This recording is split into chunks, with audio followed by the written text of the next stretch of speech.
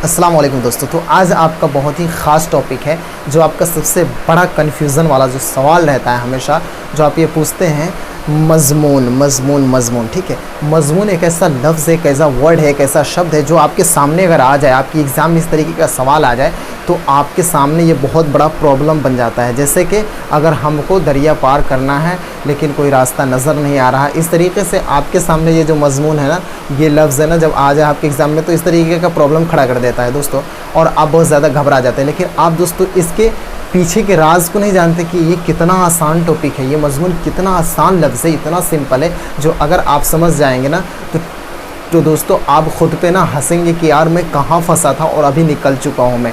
लेकिन दोस्तों कब? आफ्टर वाचिंग दिस वीडियो, इस वीडियो को देखने के बाद आप बहुत ही फ़ायदा उठा पाएंगे और आपके जो भी कन्फ्यूज़न है ना वो ना बिल्कुल ही ख़त्म हो जाएंगे और आप इसे महसूस कर पाएंगे कि दोस्तों ये मज़मून वाला जो टॉपिक है ना वो मेरे लिए कितना आसान था, लेकिन मैं कहीं और पे फंसा था। दोस्तों मज़मून को रिलेट कर देते हैं, मज़मून को हम चेंज कर देते हैं निबंध में, यानी मज़मून को ही क्या कहते हैं, निबंध कहते हैं हिंदी में। ठीक है, इंग्लिश में इसे क्या कहते हैं, इंग्लिश में इसे कहते हैं इसे। ठीक है ना दोस्तों, इसको इंग्लिश में इसे बोलते हैं। ठीक है, और हिंदी में निबंध बोलते हैं, उर्दू में मज़मून बोलते हैं। ठीक है, ये तीनों एक चीज़ है। ठीक है, आपका हिंदी भाषा है, हिंदी लैंग्वेज है, आप हिंदी ने पढ़ा है, शुरू से हिंदी इस्तेमाल करते हैं, तो दोस्तों आप इसको हिंदी में समझें, निबंध। ठीक है, निबंध कैसे लिखाता है ये आपको अच्छे तरीके से पता होगा। अगर अच्छे तरीके से नहीं पता होगा कुछ ना कुछ तो पता ही होगा दोस्तों। उसी को उर्दू में कहते हैं मज़मून, तो आपको उसी को लेकर समझना है, यानी निबंध पे समझना है। वो क्या समझना है दोस्तों, देखिए आपको बहुत ही सिंपल में मैं ये समझाने की कोशिश किया हूँ। देखिए ये जो आप देख रहे हैं ना, ये ऐसे नहीं लिख दिए हैं, बल्कि यही रास्ते हैं ना जो आपकी मंजिल तक पहुंचाने में ना बहुत काम करेगा। पता है, ये आपके टॉपिक को ना बहुत बिल्कुल हलवा बना देगा। ठीक है, कैसे?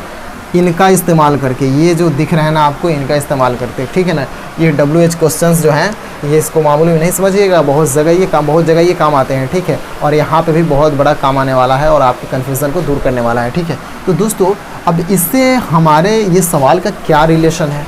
ठीक है, आपके माइंड में ये सवाल आ रहा होगा कि ये क्यों लिखे हैं। दोस्तों यही तो है मज़मून।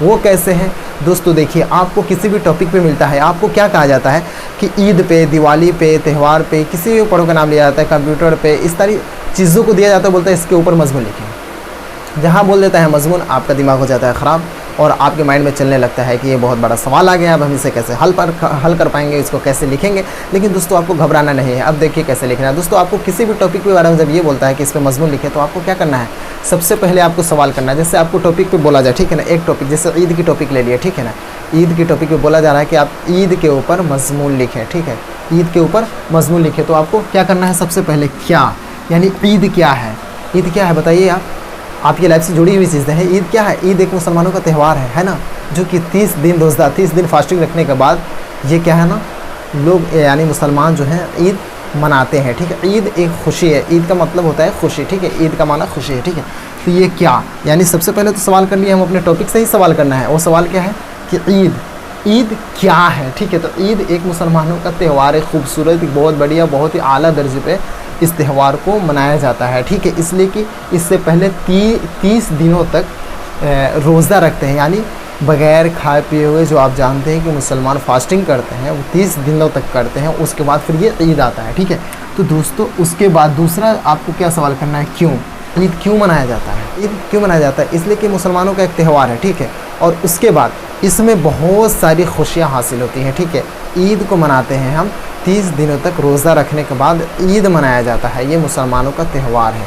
ठीक है, इसलिए हम क्यों मनाया जाता है ईद की बहुत सारी आप वजह लिख सकते हैं क्यों मनाया जाता है। ठीक है, जो कि मैंने अभी थोड़ा सा आपको समझाया क्या कि 30 दिनों तक रोज़ा रखने के बाद, फास्टिंग करने के बाद मुसलमान ईद मनाते हैं और ईद में उनको बहुत सारी खुशियाँ मिलती है। ठीक है ना, ईद में वो एक दूसरे से मिलते हैं, कहाँ दोस्त कहाँ दुश्मन कुछ नहीं देखते हैं, सब के साथ एक दूसरे गले मिलते हैं। ठीक है ना, और खुदा की बारगाह में भी सजदा करते हैं, तो सब एक बराबर होते हैं। ठीक है, तो दोस्तों ये सवाल करना है नेक्स्ट। उसके बाद फिर कैसे, ठीक है ना, ईद कैसे मनाए जाते हैं? तो दोस्तों ईद मनाने के तो जो आपकी ज़बान में जो आप देखते हैं वो बहुत सारी चीज़ें होंगी। ठीक है, लेकिन जो इसका एक रिलीजन से जो रिश्ता है वो क्या है कि मतलब ईद यानी ईदगाह में जाते हैं। ठीक है, नमाज़ पढ़ते हैं, वहाँ पे ईद की नमाज़ अदा करते हैं। ठीक है, ईद की नमाज़ अदा करने के बाद फिर लोग वहाँ पे ना एक दूसरे से गले मिलते हैं, अपने मोहब्बत का इजहार करते हैं, उसके बाद घर पे आते हैं, उसके बाद सेवइयाँ क्या क्या ये सारी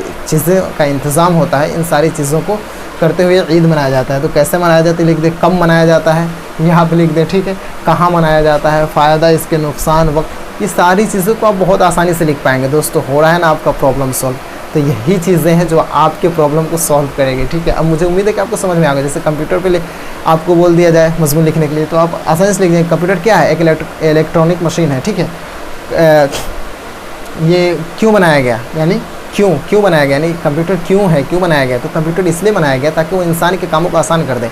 इंसान इतना लेज़ी हो गया ना, इतना सुस्त हो गया ना कि कोई भी काम करना नहीं चाहते दोस्तों। और ये कंप्यूटर एक ऐसी मशीन है ना जो हमारे बहुत सारे मुश्किल काम को ना वो बहुत चंद मिनटों में करके हमें दे देती है और उससे हम फ़ायदा हासिल करते हैं। तो ये कंप्यूटर एक बहुत ही आला दर्जे की मशीन है जो हमारे काम को, इंसान के कामों को बहुत ही आसानी से कर देती है, ठीक है। कैसे, ठीक है, कंप्यूटर कैसे बनाया गया, तो इलेक्ट्रॉनिक चीज़ों का इस्तेमाल करके साइंटिस्ट के द्वारा ये बनाया गया है। ये जो भी आप जानते हैं कंप्यूटर के बारे में वो आप लिख दें, कब बनाया गया, कहाँ बनाया गया, इसके फ़ायदा क्या है। फ़ायदा तो इतने हैं जो आप लिखेंगे ना तो दोस्तों आप न जाने कितने शब्दों, कितने वर्ड्स, कितने लफ्ज़ों में लिख देंगे, ठीक है। उसके बाद वक्त यानी कब बनाया गया, ये सारी चीज़ों को आपको डील कर देना है, ठीक है दोस्तों। तो मुझे उम्मीद है कि आपको ये टॉपिक बहुत अच्छे तरीके से समझ में आ गई होगी दोस्तों। मुझे उम्मीद है कि आपको अब कोई कन्फ्यूज़न नहीं रहा होगा। यही चीज़ें होती है मजमून। तो इसी को आप जुमला बाय जुमला सजा के लिखना है। जुमला बाय जुमला कैसे सजाना है, तो सबसे पहले इसके थ्रू आपको जुमला सजाना है, यानी ये क्या है, ठीक है। उसके बाद क्यों, कैसे, कब, कहाँ, ये सारी जो आप देख रहे हैं ना स्टेप बाय स्टेप, इसको आप फॉलो करते हुए हर एक टॉपिक पे आप लिख सकते हैं, ठीक है। आप कॉपी कलम उठाएं, कॉपी कलम उठाने के बाद आप 3-4 टॉपिक को लें, उसके बाद आप लिखने की कोशिश करें, आपकी प्रैक्टिस भी हो जाएगी, ठीक है ना। और उसके बाद आप जितना लिखते हैं उतना प्रैक्टिस भी होता है, आपके अल्फाज माइंड में भी आते हैं। बहुत सारे ऐसे अल्फाज होते हैं जो आप लिख नहीं सकते, तो उसका भी आपके पास नॉलेज, ज्ञान हो जाता है दोस्तों।